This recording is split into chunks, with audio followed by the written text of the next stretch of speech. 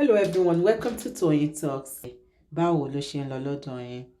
Okay, this is just a quick one. I'd like to thank you all for watching. Till I'll see you in my next video. Stay safe, stay blessed. I love you all. Bye. Ẹ jẹ́ ká padà lọ sí Gaza àná. Ẹ kú àná o. Ẹ kú àná. Àná nìyẹn o. Àná nìyẹn o. Báwo la ṣe wá já síbi tá a já sí yẹn? Onílé. Ìwọ òkò wọ ògbúrò kan tó ń ṣẹlẹ̀ ni. Òkúkú ń gbélé kọ́ta ọ̀gá mi. Ya Mohbad ti fẹnu já wáyà. Àṣẹ ya Mohbad ń go through. Ṣé rí bá a ṣe wà lọ́wọ́lọ́wọ́ yìí ya Mohbad ní ìdí ẹ̀? Because Wùmí máa pa ya Mohbad o. Wùmí máa ya Mohbad ní ìdí ẹ̀. Wùmí máa pa ya Mohbad o. Bàálà tí òun fúnra rẹ̀ lóhùn nídìí help, òun fúnra rẹ̀ pariwo jáde pé òun nídìí help. Wàláì ó fi bọ́dì sọ gbogbo ilẹ̀ mọ̀ pé ó nídìí help o. Ìtorí ẹ̀ la ṣe ní kí bàbá fà mọ́ra nígbà yẹn tó wá pé bàbá ti fà mọ́ra kí bàbá ti fọgbọ́n mu á ti jábọ́. Ìtọ́ lọ ń jábọ́ ní kọ́nà ṣé kò jábọ́ báyìí ni. Òun kọ́ ló ti tú àṣírí gbogbo àṣírí Wùmí síta. Kò nídìí ẹni ẹ̀ ẹ máa sọ bẹ́ẹ̀. Tẹ́ bá gbọ́ pé woman yẹn wà in hostage. Woman yẹn wà in hostage. She understand? Wọ́n kó gbàgbà mọ̀rọ̀. Westo Adisa. Bọ́dá mi, Àgbáwo, Your Excellency, àlàáfíà ni, àkúṣe àkúgbìyànjú. Kò ṣàgbọ́ gbogbo nǹkan tó ń ṣẹlẹ̀ látàlẹ́ àná. Ó yà mí lẹ́nu, ó bá fún mi gan-an, ó shock mi, honestly. Mo dẹ̀ ní mind tèmi náà lórí like my own opinion lé lórí. Mo sọ díẹ̀ ń bẹ̀ bọ́ ẹ mọ̀ wípé. Jẹ́ ká rí lórí alẹ́ let's see. Bátẹ́gùn bá ṣe ń fẹ́ sí nǹkan, èèyàn ṣe máa ń ronú deeply sí i, náà ṣe máa ń nígbà mi kíyàn fún nǹkan ní time. Ìgbà tí mo wá padà tún fún kíní yẹn ní time in addition to nǹkan tèmi rò pé ó jẹ́ opinion mi, mo wá rí i pé kíní yẹn ju bí a ṣe rò lọ. Summary of gbogbo nǹkan tó ṣẹlẹ̀ ni wípé àtẹni tó mú tọ́, àtẹni tó tọ́ hùn, àtẹni tó tọ́ òun sọ. The camp of Wunmi, the camp of that family, the thing they know how to do best has made a lot of people not to wish to say the truth. They have decided not to say the truth, not because they don't want to say it, but because they don't want to die. Every time the confirmation yen jade, you now go back to the first record of Mohbad. You now go back to the conversation of Mohbad and Wunmi. Tẹ́ bá ti ń ṣe tipẹ́, eléyìí lẹ máa fi ṣe àṣemọ. Now Mama Mohbad came back yesterday to say, tí ò bá kí n ṣọgbọ́n tí mo ti dá ni, if not for the steps I've taken and to play along with them, I will have lost my life, including the life of Adura and Ibukun. Now connect the two together to say that tèmi lẹ máa fi jófin, like you guys have been doing it before. Now it is on my own that this is going to stop. Now with what Mama Mohbad said yesterday, I will not support her, and at the same time I will not cast her or blame her totally. The only thing which I now see Karimo echoing and emphasizing on is that this mama just needs confidence, like confident and people who can safeguard her to be able to work with those that will make her to say what she knows, because she has seen that the truth about Wunmi, she has seen some truth about Wunmi, and she didn't even, trust Wunmi. The summary is this. I know, I now believe that Mama Mohbad knows a lot that she is not in a position to say. What is making her scared? The fact that she's even talking to a stranger and she doesn't want to say everything. She has also said a lot indirectly.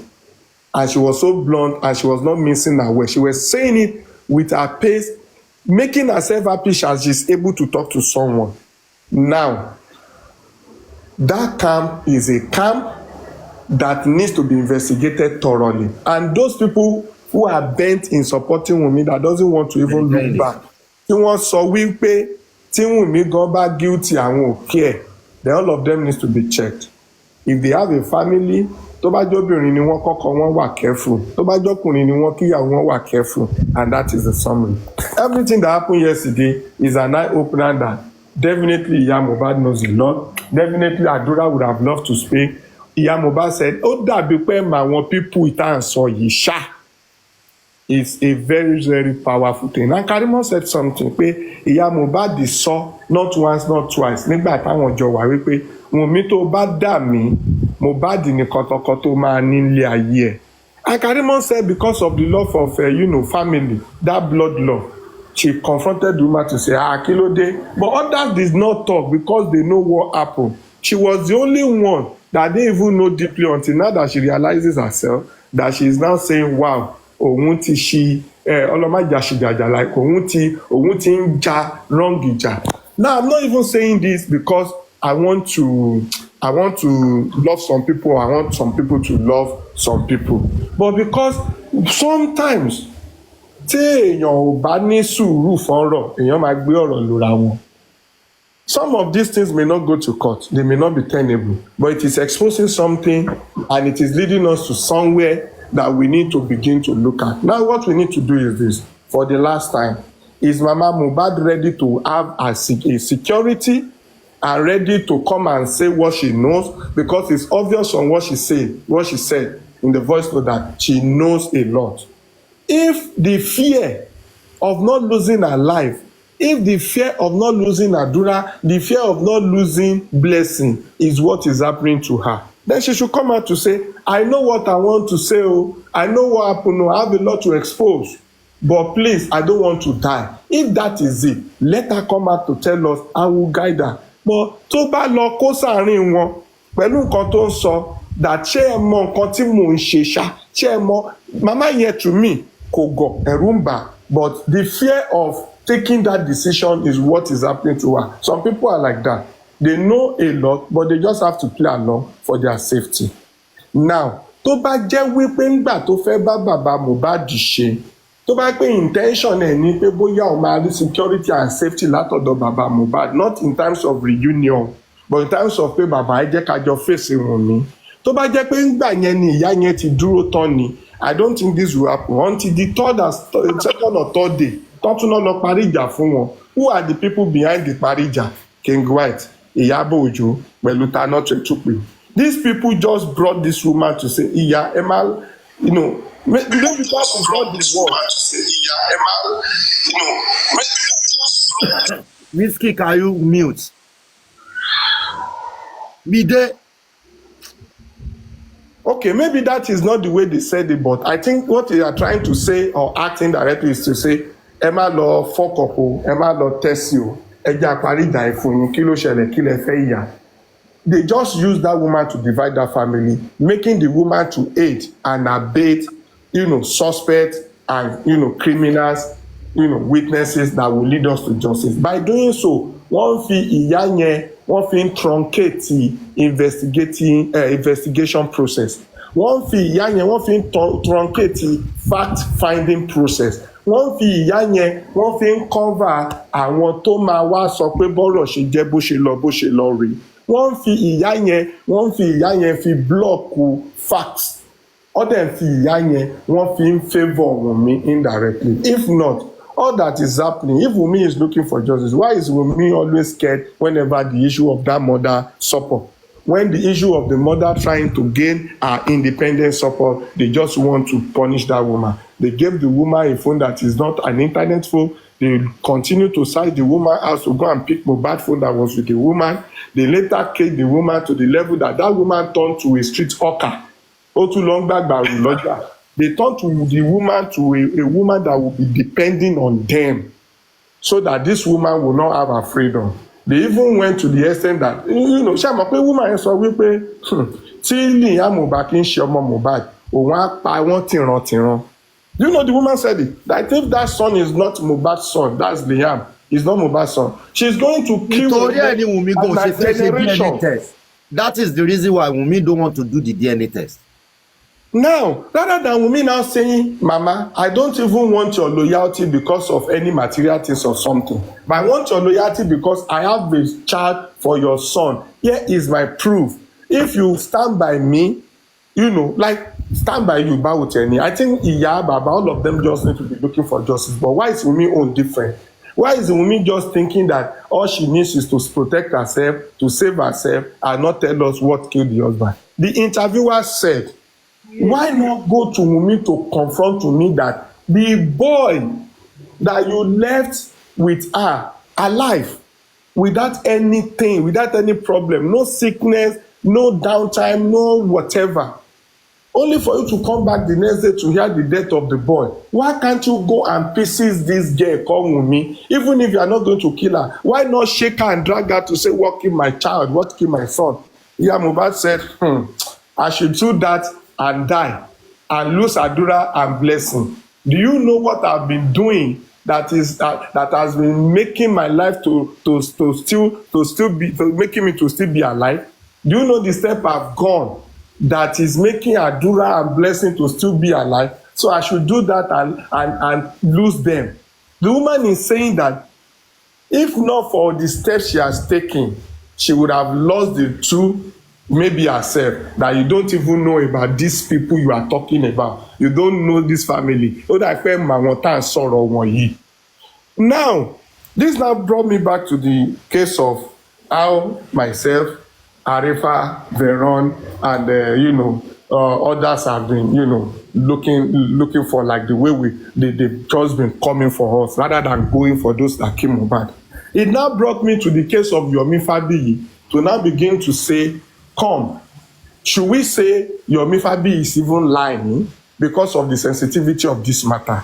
This is a mother that should be calling out for justice, saying that you don't even know this family, that if she's not doing what she's doing, she would have died and probably lose two others and other children she has.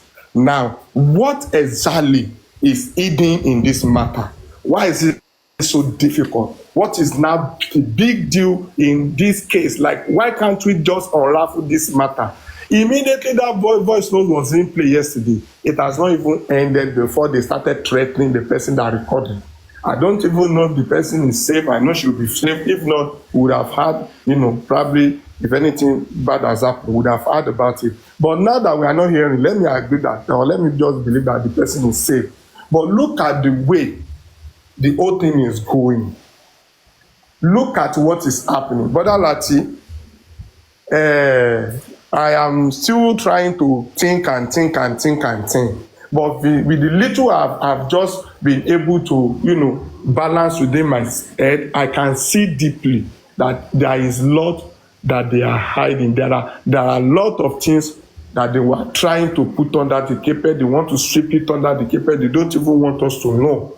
And it will continue. It is not a case that anybody can just conclude now.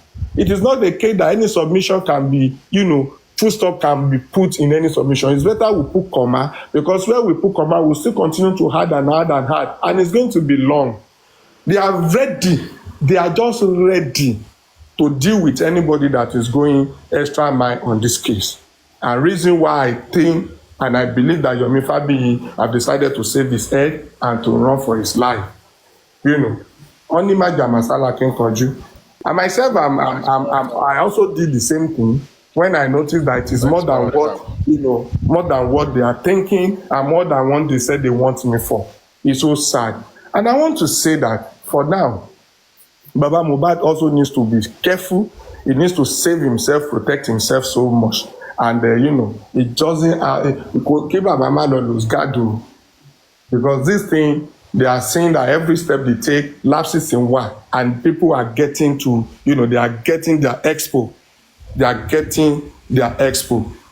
Like the thing they are doing behind is getting exposed. Was 100% crime. It can never be 100%. All the crime, all the permutation, all the coordinators are being exposed at intervals. I hope Puki Jesse will give us more update, like she said. And I hope the person that did that perfect job, I call it perfect job, a wonderful job. They need to protect. I hope the person is protected as well. Let's continue. My submission for now is not going to be a final submission, because it's still going to be a connecting. Continue, Mama Mohbad Solano. Connect that to the voice note of Wunmi and Mohbad. Mama just come to say, "Oh, that you pay my people isha." Ó dà pé ẹ̀mọ olúwa tó ń léwu. kí n má ṣe tí mò ń ṣe kán pa mí ọ̀kan lọ pọ̀ ọmọ méjì tó kù or even injure her. Reason why this mama is trying to be out of Wunmi's camp and they are also going for her to say mama ẹ ṣọ́ra yín you have to come back kí ló ṣẹlẹ̀ jẹ́ ká parí ìjà. I think it's deep. It's very very very very deep. So don't blame anybody. Let's not even think that anybody that is calling out for safety is lying. The same way people are doing it to me then, that I was like kò sí nǹkan. See what happened. See what happened to Arifa. See what happened to Veron. Even Veron that was not even in the petition. See what they did to her. To him. And now, Yomi Babafi came out to say that we're going to have protests. After a while, he ran away. Initially, I was having mixed feelings. But when I begin to think, why should I have mixed feelings? Is it not the same mixed feelings I was having then that led to my own, to led to Arifa own, to led to Veron's own? So is it until he led to his own and they kill him? And now Mama Mohbad is saying that he has to play along because he doesn't want to die and lose others. That, it's not easy. It's not what we think. It's more than what we think. So this issue is big. And we just need to be careful. All of us just need to be careful. Ijawa Ija is always guiding. I will still mute. I'm not going to conclude, because we are still going to add more and more and more and more. I just thought of it overnight. And this morning I come to say, Mohbad was right when he said, Etin Sheti Petemi Lema Fi Shofin. And it's getting started already. Thank you. God bless you. Let me mute for now.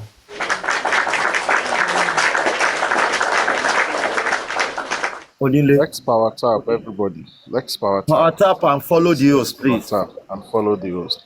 Yeah, ẹ káàsán gbogbo ilé, ẹ káàsán Bọ́dà Láti. Panelists, I greet all of you. Commenters, I greet you all. Ẹ káàsán.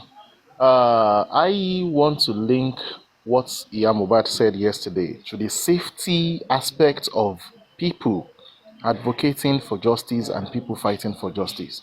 No wonder. Mo ro ọ̀rọ̀ yẹn padà lọ sí ọ̀dọ̀ Bukky Jesse. Bukky Jesse was right on live nígbà táwọn ọlọ́pàá tán lọ bá nílé. Àdébí where Bukky Jesse was kò ń ṣe working country bíi tiwa yìí, bóyá Ọlọ́run ló mọ nǹkan tán bá ṣe fóun náà nígbà yẹn. Initially, I was not happy with the way Brother Yomi did not show up at the protest, but now I can see that ó sá fún láìfẹ́ ni. Now, ṣe rí gbogbo àwọn tá à ń sọ̀rọ̀ yìí, àwọn Bukky Jesse tó ń sọ̀rọ̀ tí wọ́n ń lé wọn, àwọn tó ń sọ̀rọ̀ Ìyá Mohbad tó ní wípé kóun lọ sọ̀rọ̀ kan lọ pa òun ìgbà kan, wọ́n deep tó ń. Mr. Latisneh, Onílé 1 minute, sir. ẹ mọ̀ nǹkan náà Mr. Latisneh, ẹ mọ̀ why, ẹ mọ̀ mi bá ní kẹ́ ní kí Bukky fún yín ní voice note yẹn, ẹ kọ́ọ̀tì ibi tí bàbá yẹn kò ń bẹ̀, ẹ gbé a lot. Ṣé ẹ mọ̀ condition, ṣé ẹ mọ̀ kan tó ṣe ní pé kí ìyá bàbá kó lọ sign, pé tí bàbá bá sign wọn ní ṣe DNA. Wọ́n sọ condition tí Wùmí gbé fún bàbá ni wípé kí bàbá sign ẹ̀ pé tóun bá ṣe DNA yẹn tí ò bá ṣe tọmọ yẹn, ọmọ yẹn ló sì máa gba gbogbo ogún Mohbad. Ìyá Mohbad sọ lánàá nínú voice note yẹn ipe nǹkan tó lè kí bàbá sign yẹn, ipe nǹkan tó sì ń delay DNA nìyẹn. Ó ní ọmọ yẹn bá má jẹ ti Mohbad kò bá jọ ọmọ àlè ni, ipe ọmọ yẹn sì máa gba gbogbo ogún yẹn pé àwọn bàbá ò ní gbà kankan ni bàbá wa láyé òun ò lè sign. tó tẹ bá àwọn tíìmù ẹ̀ wọ́n sọ pé bàbá lọ sign condition tó ṣe pé ó lè lọ ọmọ Wùmí yẹn. Tí Mr. Bukky bá lè gbé voice note yẹn fún yín, ẹ mọ̀ bẹ́ẹ̀ ṣe máa gbé, tẹ bá gbé jáde dáadáa ẹ gbọ́ oríṣiríṣi damaging word níbẹ̀. Ó ní tóun bá ti délé Mohbad, ó ní ṣe ni Wùmí máa mú Mohbad, ó máa lọ, ó máa fún wa jáde lálẹ́ nílé. Ó láwọn ò ní oúnjẹ jẹ for 3 days. Ó ní Wùmí ò ní jẹ́ kó jẹ wà lé. Ó ní oúnjẹ tó wà lé, owó òun táwọn mú wá làwọn máa fi ra oúnjẹ. Ìyá yẹn sọ̀rọ̀ gan-an, tí Bukky bá lè jù sí yín, ìyá yẹn sọ̀rọ̀ gan-an ni. Ó lóògùn ni Wùmí mọ̀. Ó sọ̀rọ̀ gan-an, èdè fi nílẹ̀. Bóyá onílé kó tó sọ̀rọ̀, mo ń jẹ́ yanjú daily show.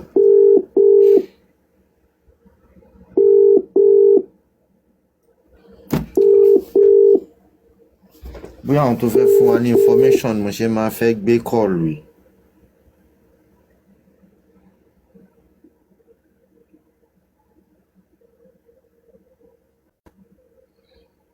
Bukky ni mo ń bá sọ̀rọ̀. Ẹ má sọ̀rọ̀ lónílé. Bukky ni mo ń bá sọ̀rọ̀.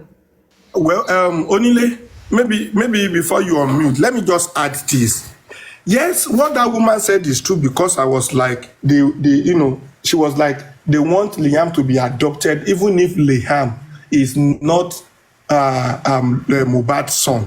But the question is, if they now adopt Liam, now training Liam, and the real father, just surface in future to say that he wants to claim his own child, who the hell is that person that will say the father should not claim his own biological son? The worst they can do is to say, yes, now, why? That is not wisdom at all. There is nothing like that. If you want to adopt, you can go to motherless, get necessary paper. But in this case, there is a clear issue, and they want to ascertain the paternity of a child. The family that wants to be sure are still alive. The person holding the son, that is Wunmi, is still alive. There is time for them to clear this issue. After they clear the issue, they can now decide to know who the father is. If the father is not even available, God forbid, if it is not Mohbad that owns the Liam, and the person that owns Liam is nowhere to be found, even if Wunmi cannot produce the person, they can easily go to government, register the son as a fatherless person, they sign and do everything. Later, afterward, if the family of Aloba now want to go and readopt, they can do that if they wish. It's not now that they need to clear the issue of paternity that they will be signing to say even if the father is not Mohbad, they should adopt. What if the father is not Mohbad and they adopt, and 2-3 months after the father surface? What are we going to do? The father can come to like, I'm scared of the issue before. I had an encounter with Wunmi, and I'm sure that boy is my son. I don't want public to unleash me. That's the reason why I saved my head. Now I'm ready to face the warrant. I want my son back. And they do paternity, DNA, and it proves the person. Will they say they should not give the person? They cannot say that. All they right. can't. Hello. Yeah, this new insight from Mohbad has put a lot of light on this case. But the question anybody would need to ask is, can a lawyer to draw agreement if they want to keep up Mohbad was saying? That lawyer needs to be exposed. Lawyer tó máa jẹ́ náà, lawyer Mohbad ló máa jẹ́. Mo kàn guess because lawyer Mohbad náà ló ti ń toast bàbá pé nǹkan tó wà ńlẹ̀ ó tó pín. That lawyer needs to be disbarred from practicing. Falana náà dẹ̀ tún toast bàbá náà yí pé kí bàbá cooperate. Latisneh, the reason some of us have refused and decided not to intervene in this anymore. Lawyer Wunmi. Lawyer Wunmi àti lawyer Mohbad ló máa lọ àwọn náà wo cooperate. Ó ti yẹn mo ń respond sí comment ni o. Terry, the reality of it is this: lawyer to call agreement here will go for it. His bar license should be suspended. That is not done on that. That is called coercion. That is like extorting, using his power to extort. In order to fair fraudulence. And that's fraud. They really, again, what's wrong for him? Because is a strong case. They constantly me rubbish here.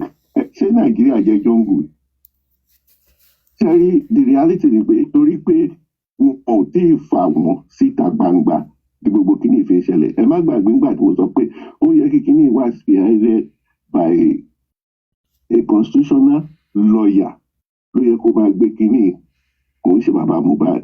Then ó yẹ kí àwọn èèyàn tó fẹ́ support ìgbà ẹ̀ ká ní gbogbo ẹ̀ ti wà in place ni gbogbo rubbish yìí ò ní máa ṣẹlẹ̀. At this point, the Inspector General of Police would have done the right thing or resign. I get it, Terry, the reality of it ni pé these people are playing. Terry, the reality of it ni pé they are playing these people are good people. That is all I can say for now. But the reality again is this: lọ́ọ̀yà tó kọ irú that damning lọ́ọ̀yà tó kọ irú that damning stuff should be exposed and it should be disbarred. That's all I want to say. Thank you very much. Yes, sir. Westo, please. Well, there is nothing much I will say. The only thing I will just say is that for now, it's so glaring that Wunmi is not for justice. Wunmi just wants things to favor herself, and she wants to use that boy as a bait. Ó fẹ́ fi ọmọ yẹn, ó fẹ́ fi frustrate justice. Sori pé bí Wunmi ṣe tún wà fault lórí ikú Mohbad, gẹ́yì tún wicked débi pé kò tó fẹ́ withdraw, kò fẹ́ lose ogun ológun yẹn náà, kò fẹ́ lose the property yẹn, ó ń fight méje yẹn ló ṣe lọ gba lawyer.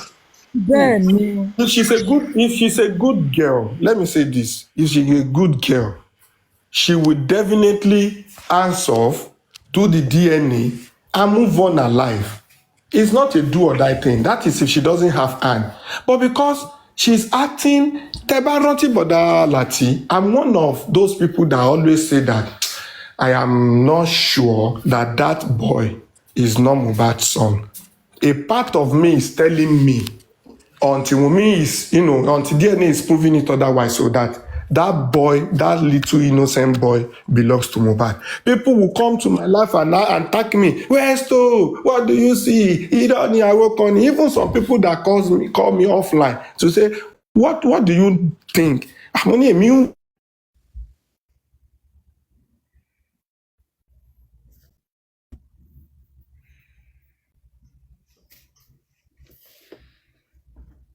Westo Agbemo.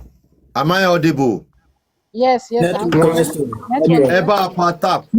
But later, gbogbo wa ẹ wá lọ ń jọ pé kí ló ń ṣọmọ yìí? Let me say this.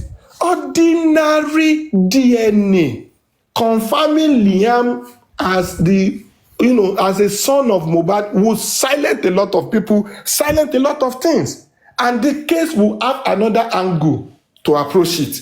But this very one that she is doing has shown that she has hand, she is guilty, she's not sincere, she's after Mohbad estate, she's frustrating that family, she's using divide and rule and making people that believe that son is Mohbad's son, making them to say no way. Even Wunmi herself lost a lot of fans and followers, a lot of supporters, because she refused to do a simple DNA to clarify the paternity of that innocent boy. She has subjected to the boy to unnecessary public popularity and such that is not even giving the innocent boy, good image. This boy will grow to see all these things online, and that is not good for the interest of that boy. And for the interest of that boy, they need to check and protect him and know where he belongs. The boy needs to know his own lineage. He has a future and he has a name to sell out in future.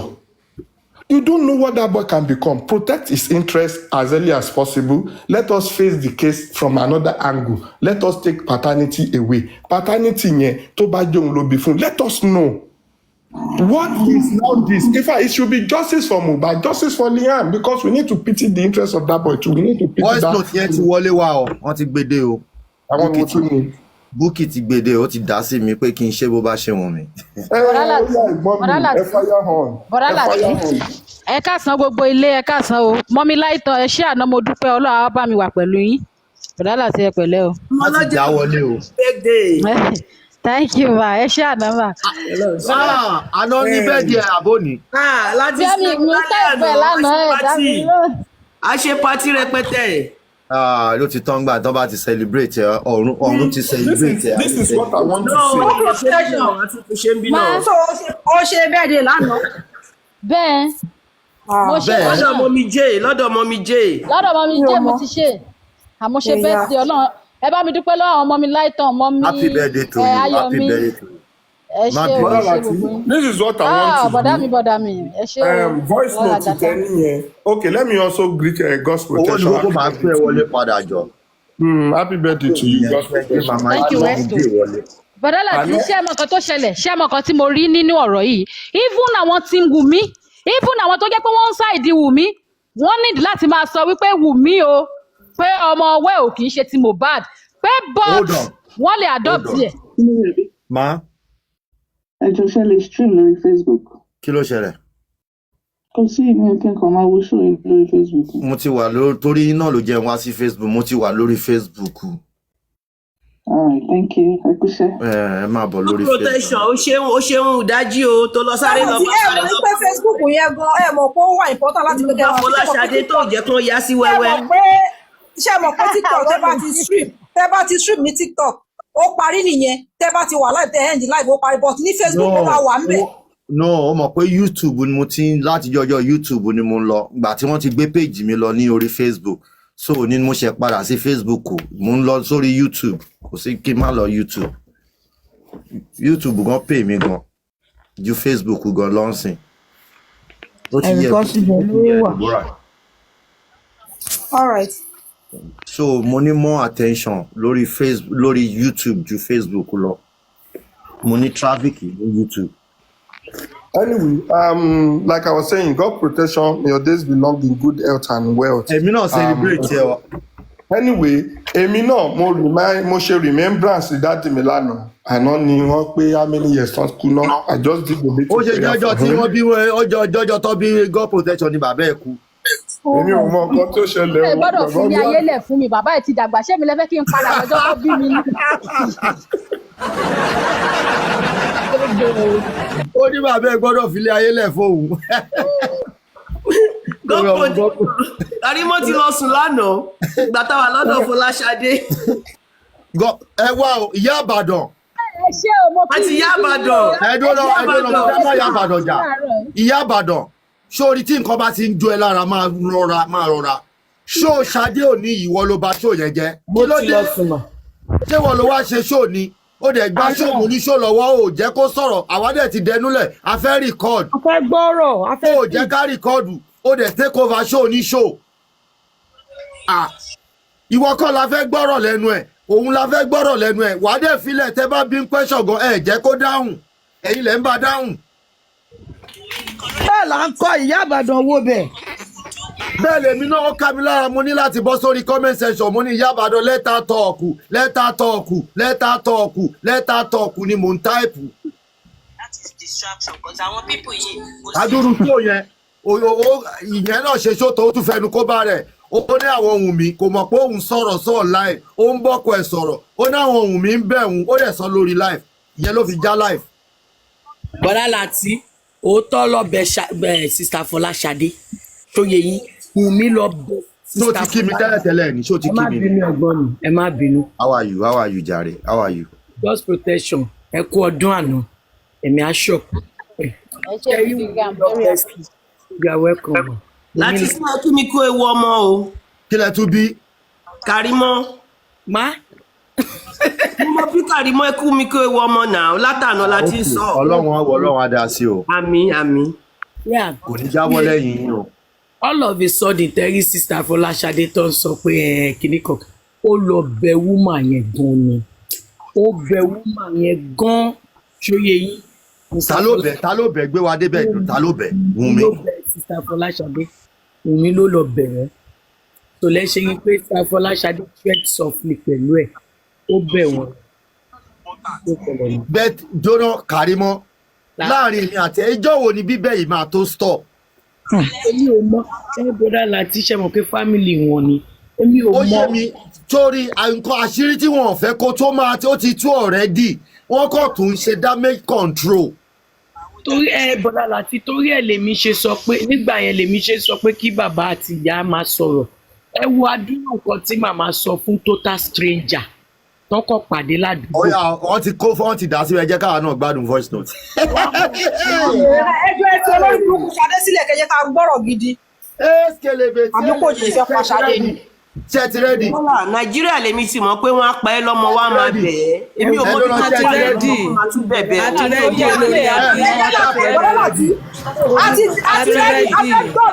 a fẹ́ gbọ́rọ̀ lẹ́nu ìyá ẹnu abiyagba tó fọmọ ẹ̀ dájọ́ tó lóun fẹ́ kú. Ẹ mọ̀ pé tí bá ti bẹ̀rẹ̀ voice note ẹ gbọ́dọ̀ máa power tap kẹ́kẹ́ gift. Àti rẹ́dì God protection happy birthday o. Happy birthday to I you. máa celebrate ẹ má wọ ẹ má ti kì ẹ má wọ ẹ ṣe máa celebrate. Okay, all right. Oya olórí ẹbí ó yẹ play. Power tap ẹni tí bá máa wégele o God protection birthday. Power tap, power tap, oya. Power tap gbogbo everybody should power tap. Oh yeah, everybody power tap, power tap. Wọ́n máa flag mi tí n bá ti bẹ̀rẹ̀ voice note ń sìn. Ẹ̀yin apọkọjáyé ẹ̀yin náà ẹ̀ power tap. Kẹ́ẹ̀dẹ̀ mọ̀ wọ́n mo dẹ̀ láìkí bọ́ ṣe ń stream wa lọ́wọ́ àwọn náà lè máa fi ti ara wọn gbọ́. Èmi irúnmọlẹ̀ nínú gbogbo wọn. Bọ́lá tí ìyẹn ti tó ẹ bá òfin olórí wọ́n máa forí gbèpè. Wọ́n máa forí gbèpè. Kẹ́ lè gbọ́ clearly ẹ lo earpiece. Ẹ jẹ́ mo bóyá ó clear náà. Tí ó bá clear máa gbé sí system. Ṣé ẹ̀ ń gbọ́ dáadáa ẹ kọ́kọ́ jẹ́ ń test ẹ̀ náà. Ẹ gbé sí system kí gbogbo ayé lè enjoy ẹ̀. Kò tẹ́ mi lọ́rùn. Lọ́ra popcorn jẹ́ kí n jókòó. Bí alágbàrún bá sí inú ọ̀rọ̀ ọmọ yìí.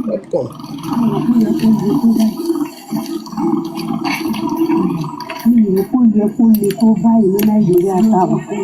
Àwọn tó wà lẹ́yìn ìjòsí náà ló jẹ́ kó le máa. Àwọn tó wà lẹ́yìn ìjòsí ló jẹ́ kó le. Àwọn tó wà lẹ́yìn ìjòsí pọ̀ wọ́n tún lówó lọ́wọ́. Àwọn tó wà lẹ́yìn ìjòsí lówó lọ́wọ́ ọdún tó máa gbá mọ́ òun fà. Ẹ̀ka àwọn tèmi ní lọ́wọ́. Èló láwọn tèmi ní lọ́wọ́. Ṣé kò ní rẹ̀wọ̀n ni? Gbogbo sà wọ́n ti jò sí gbọ́sà. Bàbá ìjà láìtọ́ máa bá ìjà. Ẹ máa òun tù náà ẹ gbogbo ayé ló ń gbọ́ program yìí náà. Tàbí ìfẹ́ ní ayé yín sẹ̀. Ẹ má jà sí mọ́. Mọ́ mi lọ́ máa mú mọ́ mi lé wa lọ́wọ́ báyìí sísìn. Ẹ̀yin ò ṣe ṣe yẹn. Àwọn tó wà lẹ́yìn máa padà lẹ́yìn sísìn ọmọ náà. Torí irú Sanwó-Olú kọ̀ọ̀kan tí gbogbo wọn pariwo pé yẹ kó ti dìde ọbẹ̀ lẹ́gùsù yẹ kó bí wọn bàbá jòsí náà ni ìjọ kọ́ dìde. Yóò jẹ́ kí Sanwó-Olú dìde. Ṣé Sanwó-Olú dìde? Ṣé bí Ìyábọ̀ ni Sanwó-Olú dìde? sára tó ń bàjẹ́ ní Nàìjíríà yìí. Ṣé wọ́n gbára tó wọ́n wà lẹ́yìn ọ̀gbọ́n ká bá ń tanra wa. Ìwọ́n náà máa ṣubú. Agbára náà wọ́n á ṣubú tògbótògbó wọn ni. Tògbótògbó wọn náà máa gbà sí. Because